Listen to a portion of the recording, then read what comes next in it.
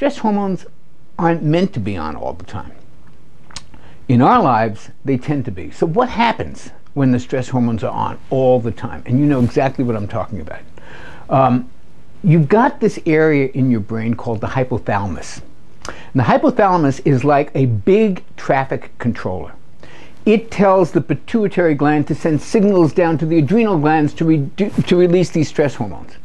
And the adrenals release hormones called cortisol and adrenaline. You've heard of adrenaline. You know, that's the thing that you feel when you're excited. If you're driving, if you've ever driven and somebody gets really close to you and you almost feel like there's going to be an accident, you have felt adrenaline course through your bloodstream. It happens even before you're consciously aware of the danger.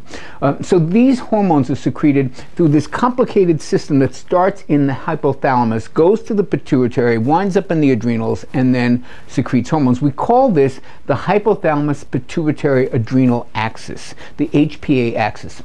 Disturbances in this axis are linked with aging, heart disease, just about anything you can name. In fact, there's a whole area of study called psychoneuroimmunology.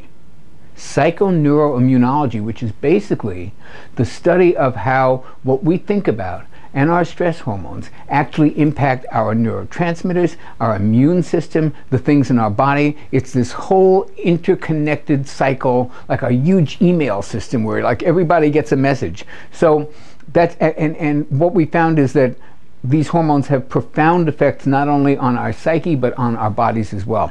So what do we know about stress? What do we know absolutely about it? We know that elevated levels of stress hormones shrink an area of the brain called the hippocampus, which is involved in thinking and memory, literally shrinks it. We know that stress is involved in anxiety, depression, immune response. Do you ever notice that marathoners get sick after the marathon?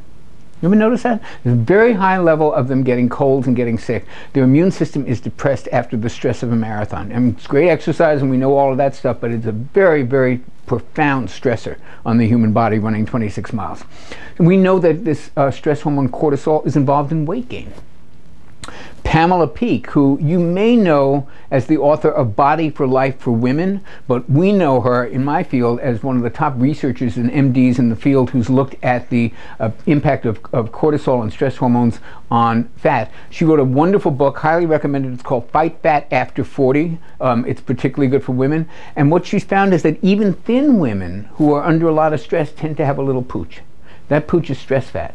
So there's a profound effect between stress hormones and weight gain. We know that stress hormones are involved in heart disease. Biggest day for heart attacks in America, Monday mornings. Think about it.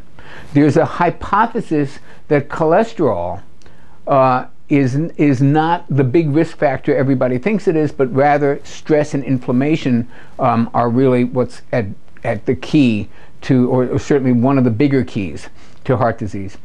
Voodoo. You've heard of people dying from a voodoo curse? Now think about what that is. It's high levels of stress.